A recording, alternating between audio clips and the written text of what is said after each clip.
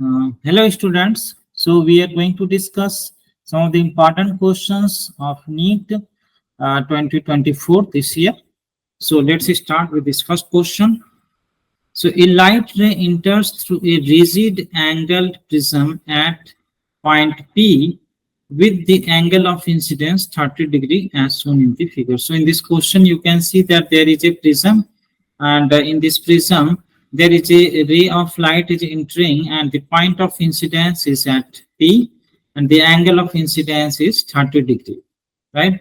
It travels through the prism parallel to the base. Okay, so this ray of light which is going here, you can see it is passing parallel to the base, and emerges along the face AC. So the ray of light is coming parallel to the base and coming along the face AC like this. It is coming, right? Sir, sorry to interrupt. Are you using the same paper which I sent you Yes, yesterday?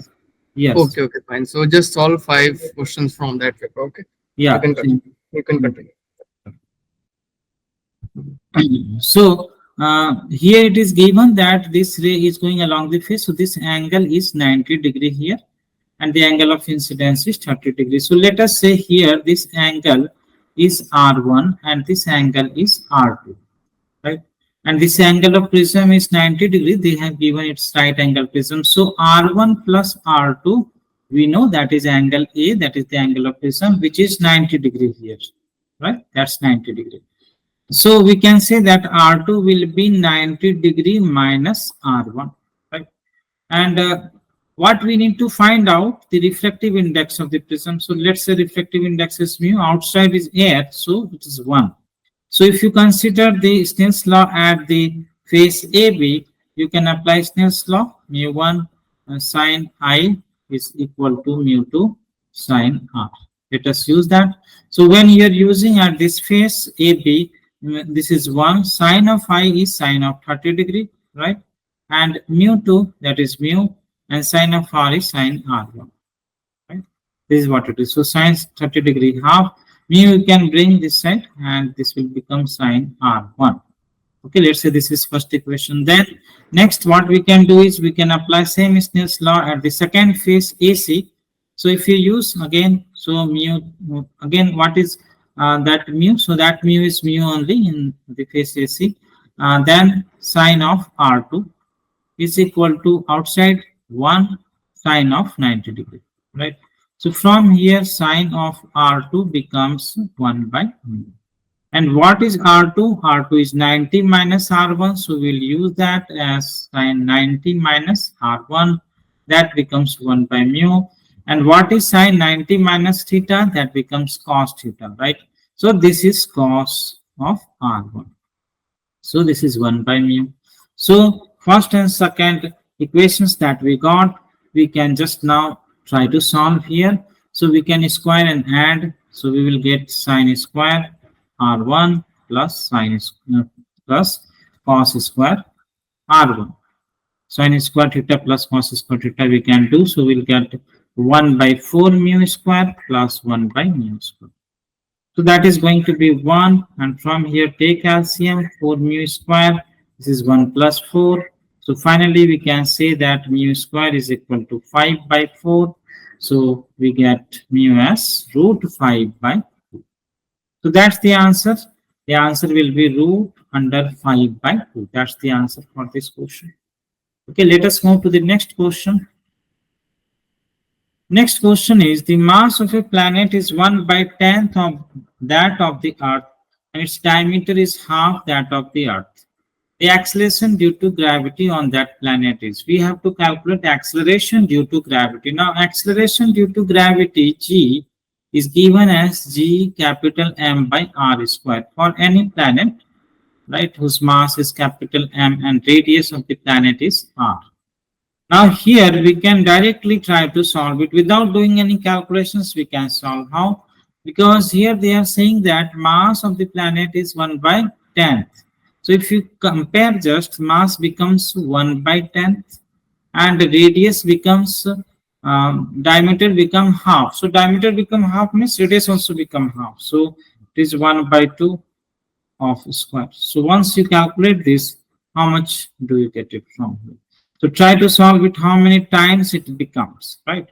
Diameter become half means radius also become half, mass become 1 by 10. So calculate this factor. This is coming 4 by 10 times.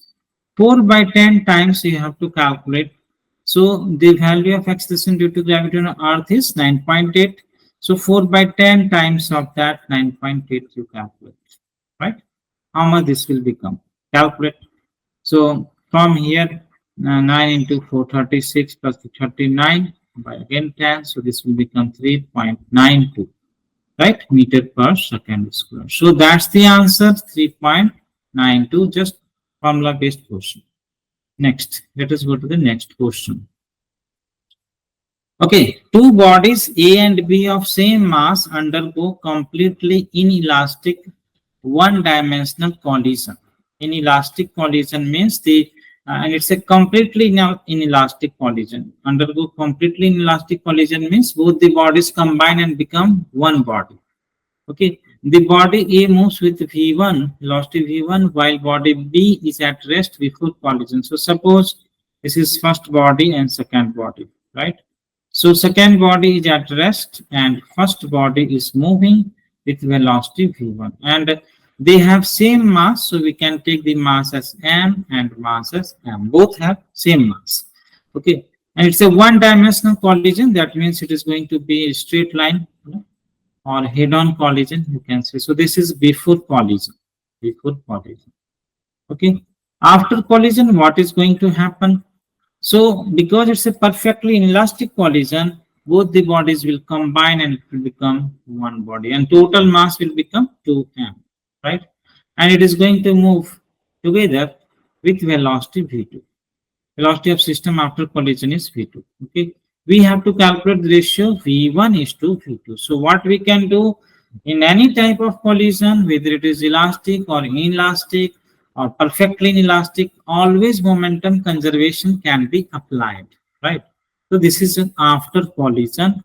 After collision, apply conservation of momentum, linear momentum conservation. Okay, so what is conservation of momentum? Applying conservation of linear momentum, conservation of linear momentum. So linear momentum means momentum system before collision and after collision. Before collision system has momentum m into v1, right? Because second body is not moving, so it has no momentum.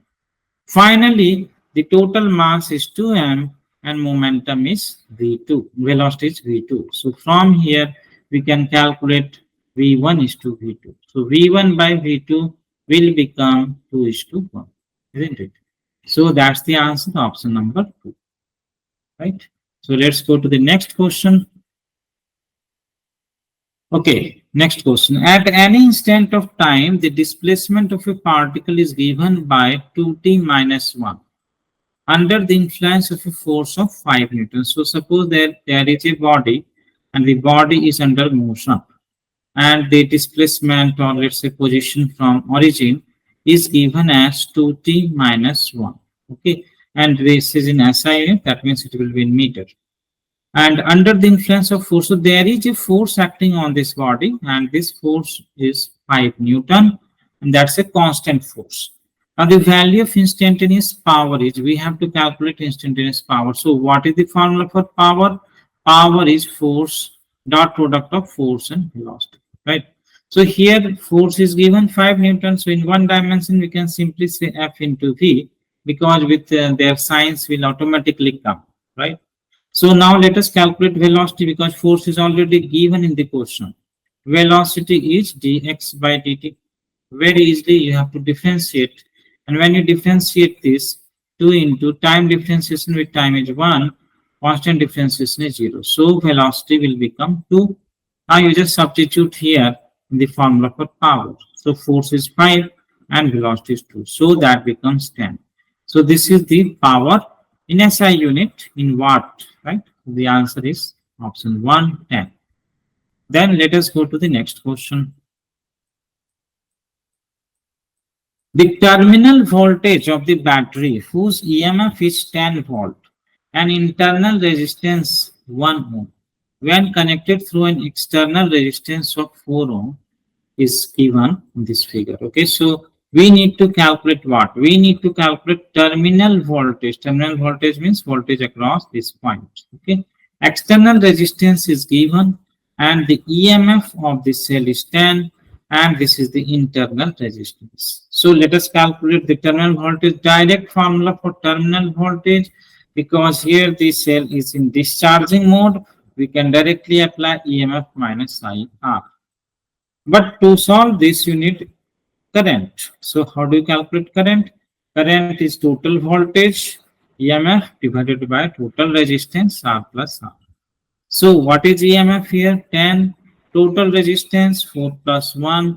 You got 10 by 5. That is 2. Okay. Okay. Now let us substitute in the terminal voltage formula. V is equal to EMF is given 10 minus current 2, internal resistance 1. So 10 minus 2, that is 8 volt. That's the answer, right? So option number 3. Okay, let us go to the next question. A thin spherical cell is charged by some source. The potential difference between the 2 points, point C and point P. So C is the center here and P is on the surface of this sphere. And it is a spherical cell. The potential difference between these 2 points we have to calculate, and the value of 1 by 4 pi epsilon naught, which we should already know, 9 into 10 power 9, right? So charge is given. What will be the potential? First of all, we should know that potential V, how does V change within this sphere? Within this sphere. So V remains constant within this sphere. We already know only when you go outside point, V changes, right? V remains constant inside, and that V is equal to 1 by 4 pi epsilon naught Q by R, right? So this V remains constant throughout this sphere, throughout this sphere. Now, if you say that voltage is constant, that means voltage of point P and voltage of point C is same. So there is no potential difference. Delta V or potential difference of Vc minus Vp is going to be 0. That's the answer. It is going to be 0. Right? If it is a solid sphere where charge is distributed throughout the volume, then it will be a different answer.